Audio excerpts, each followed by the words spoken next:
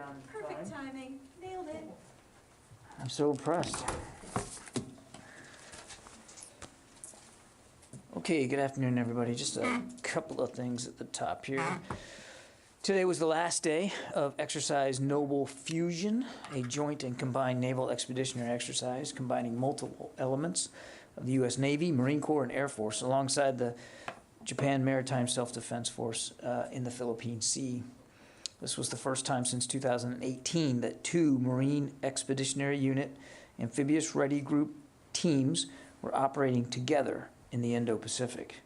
The exercise was conducted from the 1st until the 7th of February in the vicinity of Okinawa and the Miyako and Luzon Straits. And it demonstrates that Navy and Marine Corps forward-deployed stand-in naval expeditionary forces can rapidly aggregate multiple MU and ARG teams at sea with other joint and allied forces to conduct lethal sea denial operations, seize key terrain, guarantee freedom of movement, and create advantage for U.S. partner and allied forces. Now, on the personnel front, today the Department welcomed Mr. Andrew Hunter as the Air Force Assistant Secretary for Acquisition, Technology, and Logistics. However, as directed by the Deputy Secretary of Defense, Dr. Hicks, Andrew will be performing the duties of the Undersecretary of Defense for Acquisition and Sustainment. In this role, Andrew will be responsible for all matters pertaining to acquisition, contract administration, logistics and material readiness, installations and environment, operational energy, chemical, biological, and nuclear weapons, the acquisition workforce, and the defense industrial base. He will have a fairly big inbox.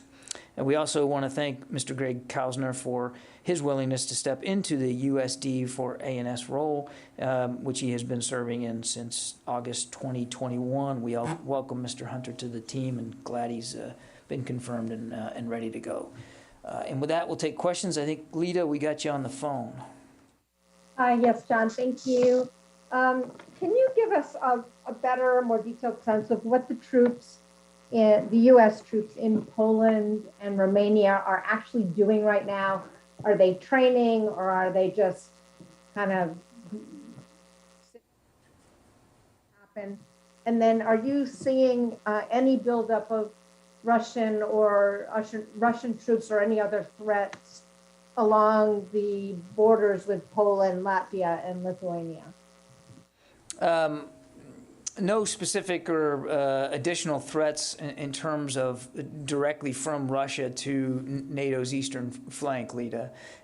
We do, however, continue to see sizable forces continue to be added to the forces that Mr. Putin has arrayed in the south, in Crimea, and alongside Ukraine's borders, including in Belarus, but nothing directly posed at or aimed at NATO's eastern flank. As for what they're doing, they're only just now arriving on station, Lita, so I don't have a menu of activities that they've conducted in the last 24 to 48 hours. I mean, largely this has been about movement and arrival and getting set up. I would expect you to see them once they get settled in to begin to conduct some exercises with their partners in Romania and in Poland, and as well as just making sure that they have all the logistics and sustainment that they need for the time that they'll be there. When we're talking about the 82nd in Poland, only leading elements have arrived. So we said there was going to be 1,700 all told, and only a few hundred have arrived. Actually, I think it's more like a couple of hundred right now. So there's more to flow in, and that will happen over the coming days. Okay, yeah. Hey, thanks for doing this. I wondered, who are you? Any additional detail on who are you? Pete from Bloomberg. Pete from Bloomberg. All right. He's one of us. He's with us. Well, I didn't think I assumed he was a reporter. He just hadn't had a chance to see you in here. I gave you a copy of my book. That's right. Anyway, I wonder if you add any additional details in terms of the Russian troops built up on the border of Ukraine, and do you have any updated assessment on the likelihood of an attack? So here's what I would say. Even in just over the course of the weekend, we saw Mr. Putin add to his force capability along that border with Ukraine and in Belarus. And without getting into specific numbers, I mean, he's well north of 100,000, and it continues to grow. But what's important is not just the numbers, it's the capabilities. And what we see is that he is really putting in place robust, what we would call combined arms capabilities in Belarus and along that border with Ukraine, in Russia. That means not just infantry or tracked vehicles, but artillery and long-range fires and air and missile defense, as well as special operations. I mean, he has a full suite available to him, and it continues to grow every day, including just over the last 2 days. As for indications of an invasion, we don't have anything specific that we can point to as an aha moment and say, well, that's it. Now we know that he's definitely going in, and he's definitely going in on such and such a date.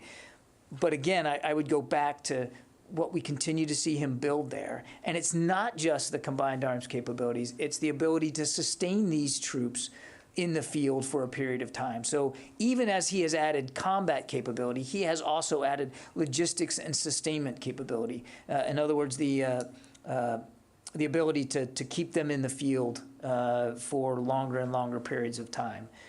So it's a whole panoply of things that we're looking at and watching. We could not say with specificity now, A, that he's made a final decision one way or another, or B, if he does, what it's going to be.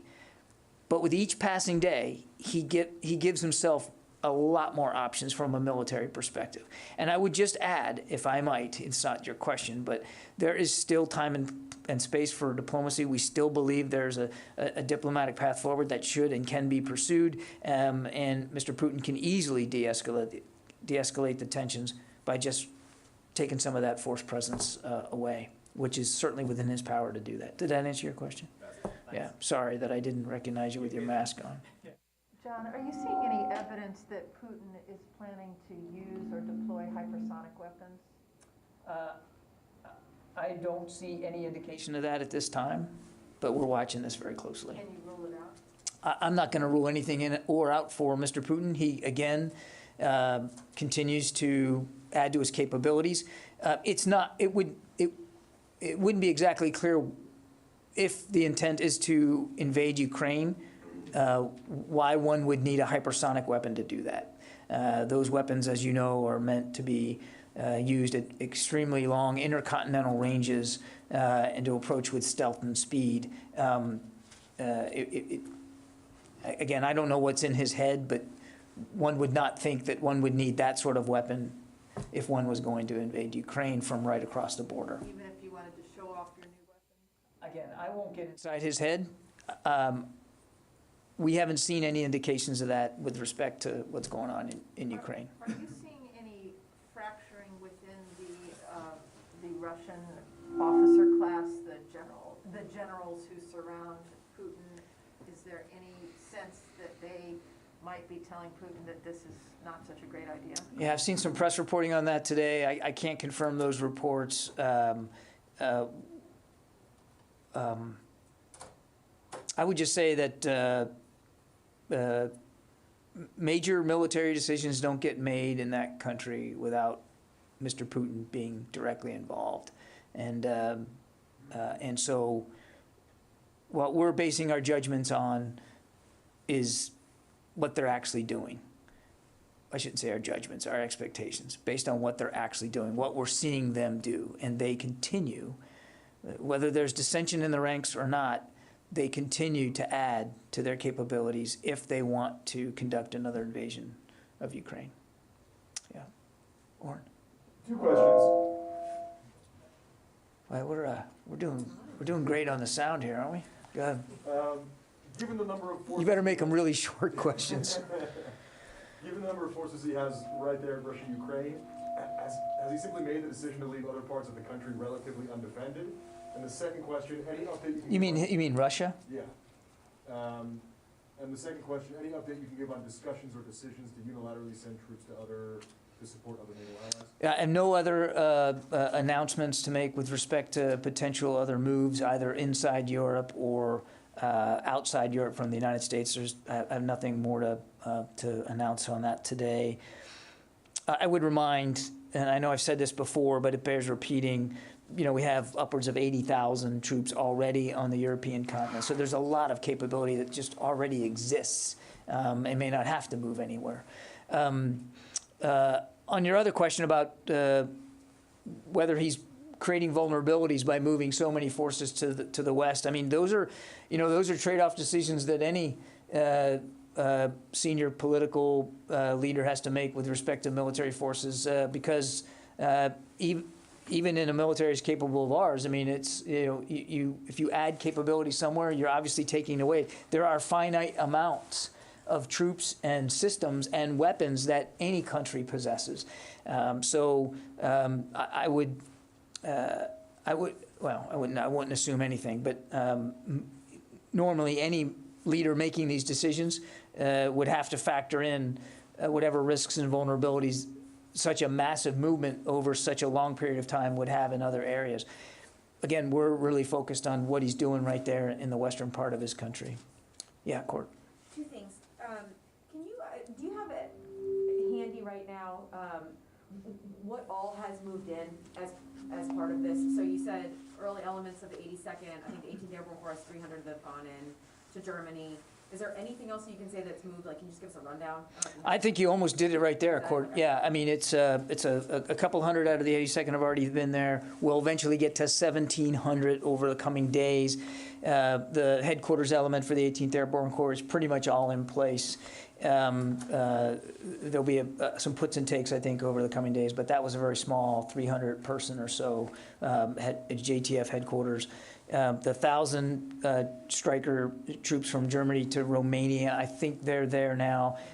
There's nothing else that I'm tracking that's going to be moving. No other additional forces put on PTDO from last week. So I think we're kind of where we are right now. And then, are there any indications that President Putin, now that there's this talk of a potential for a full-scale invasion of the country, that he's preparing some sort of an occupation force for post-invasion if, in fact, Russia does try to take over Ukraine? And can you give us any sense of how large that force might be? I don't have estimates on that. Again, everything kind of flows from whatever his decision is. And as we've said before, I mean, he could do something of a small scale and of a temporary nature. Perhaps in the eastern part, in Donbass, you're hearing a lot of Russian state media talk about Ukrainian aggressions in the Donbass. Or he could do something much bigger. And if he did something much bigger, in terms of trying to occupy more of Ukraine for a longer period of time, then clearly one would have to expect that he would do the planning for what that occupation would look like.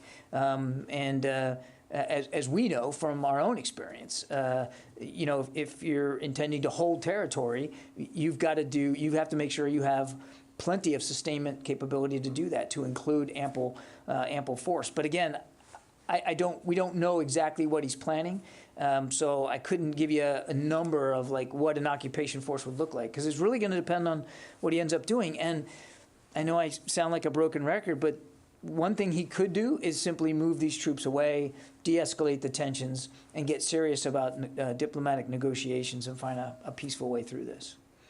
Let me go to the phones. I haven't done that, and I've got to try to be down here in about 15 minutes, so I'm probably not going to get to everybody today. Howard Altman, Military Times.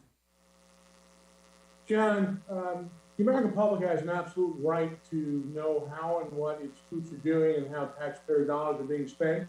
Can you tell me when journalists will be allowed to embed with troops going over to Europe, and if not soon, who or what is holding that decision up? Thank you. Well, look, I mean, I'm the Assistant to the Secretary of Defense for Public Affairs, so I'm the one responsible for decisions that are made about media access to our operations and to our people. So to paraphrase the famous Harry S. Truman, the buck stops with me on this. We're still working our way through what would be the appropriate level of media access here to what our troops are doing. I just don't have anything to announce to you today or to speak specifically. I certainly have heard loud and clear the interest. I understand that, and I respect that. But when I have something, more that I can be more definitive, I certainly will. Tony Capaccio. Hi, John. I had a question on Polish tanks, M1s. A number of senators wrote Secretary Austin February 3rd and Secretary Blinken asking them to expedite approval of a formal M1 tank request Poland made in July. I understand that the Defense Security Cooperation Agency has either not yet or recently finished its analysis with the State Department. What's the status of that DoD review, and why has it taken so long? As for how long it takes, I mean, you can imagine this is not a small decision, and we want to make sure we get it right. I don't have any updates for you today, Tony, but I'll check to see if there's a process answer that we can provide you. But again, these are not decisions we take lightly, and we certainly understand and respect the oversight role of Congress, and we also understand and respect our Polish allies and the defense relationship that we have with them. I just don't have any announcements today. Louis. John, there was a sailor that passed away this weekend at SEAL Buds, the assessment course. Is the Secretary aware of this? Does he have any concerns about this? And there have been some criticisms that maybe the training for this Hell Week, as it is known, may be too much for individuals, and it puts the lives of sailors at risk. The Secretary was briefed on the incident, and he sends his deepest condolences to the family. That's the kind of news that no parent wants to get. So he knows that the Navy's looking into this, and they're fully investigating the cause of death. And I think the Secretary wants to make sure that he gives the Navy the time to look at this carefully and thoughtfully before coming to any kind of conclusions. Obviously, one such accident is one too many. We just don't know. We just don't know what happened here. So is it too premature then to make criticisms like that? That the Special Ops community has these very stringent standards that may put lives at risk? I mean, the training has to be demanding given the work that our Navy SEALs do on behalf of this country every single day. So you would expect the standards to be very, very high for their readiness. I think right now, two things need to be focused on. One is support for the family, a grieving family who is just going through agony right now. And two, giving the Navy time to investigate this death and really try to figure out what happened here. And I think it would be not only premature, but it would be irresponsible to get ahead of that process at this point. Yeah, Fadi. Thank you, John. So, do you have any update on the operation in northeastern Syria against ISIS leader? The Secretary in his statement said the department will look into whether any actions taken by the U.S. forces might have contributed to any civilian casualties, because we're getting reports from the ground that puts the civilian casualty more than the assessment from the department. Yeah, I don't have an update for you, Fadi. I mean, we continue to do an after-action review on this, and as we know more, we'll certainly provide it. And as you saw in the Secretary's statement, we're certainly willing to take a look and to see if there was any actions taken by the United States that could have caused civilian casualties. And again, we just don't have any more granularity. I think it is worth reminding, though, how the kind of restraint that these special operators showed every step of the way, and the fact that the raid was done at all shows the degree to which we were willing to try to avoid and minimize any civilian harm, doing it the way we did, knowing that there was an innocent family who didn't even know who else was in that house on that first floor, and getting them all out safely, as well as 4 additional children. But again, always willing to take a look. As the Secretary said, just don't have an update, but we're very proud of the restraint and the professionalism and the precision with which these special operators conducted this mission. Yeah. Let's see, I already got Lita. Tom?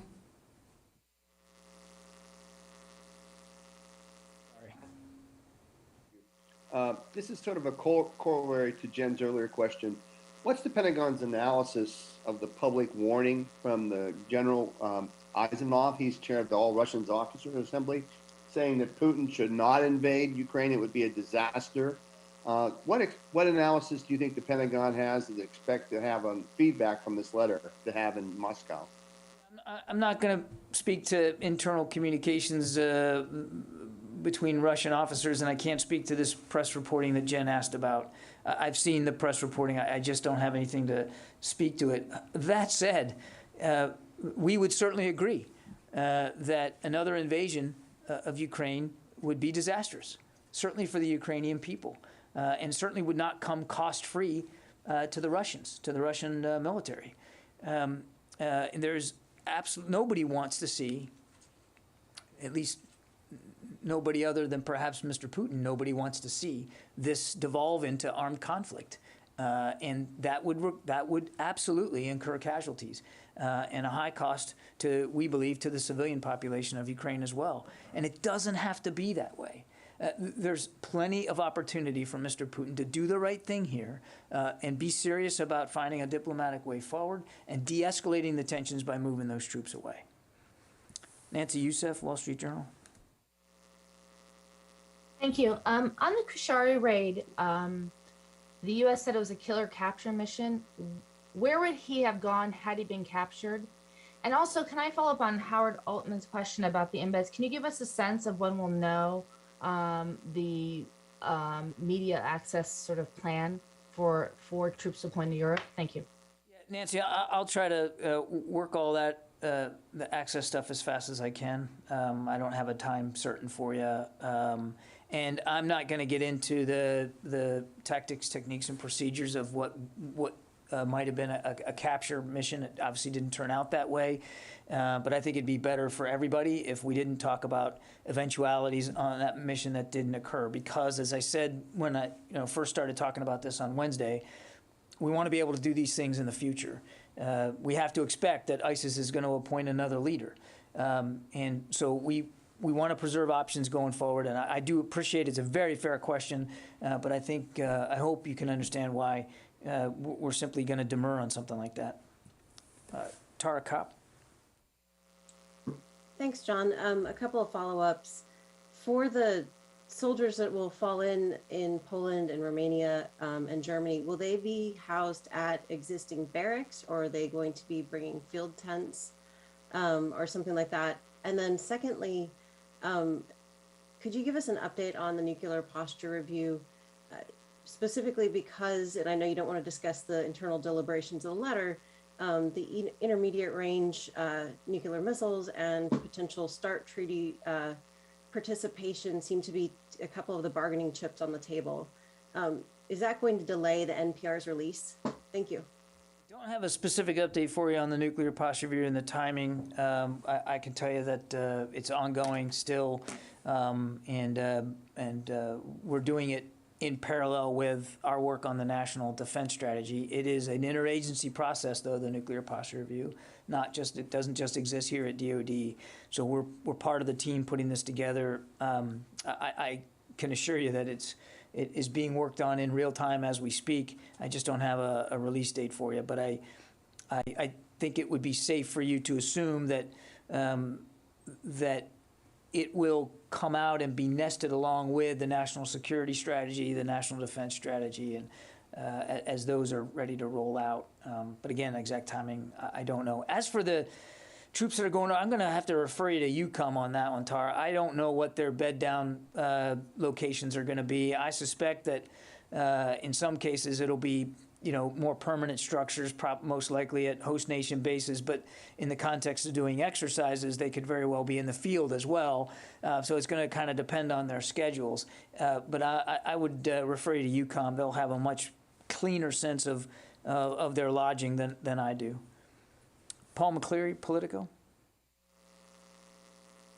Hi, John, thanks. To switch gears, I wonder if you had an update on the F-35 that was lost in the South China Sea. If what the status of the recovery efforts are, if you've seen any Chinese moves in that region near where the plane is, and if there's any actions being taken against the sailors who are kind of leaking photos and video. I lost some of the first part of your question. Was it about other Recovery efforts.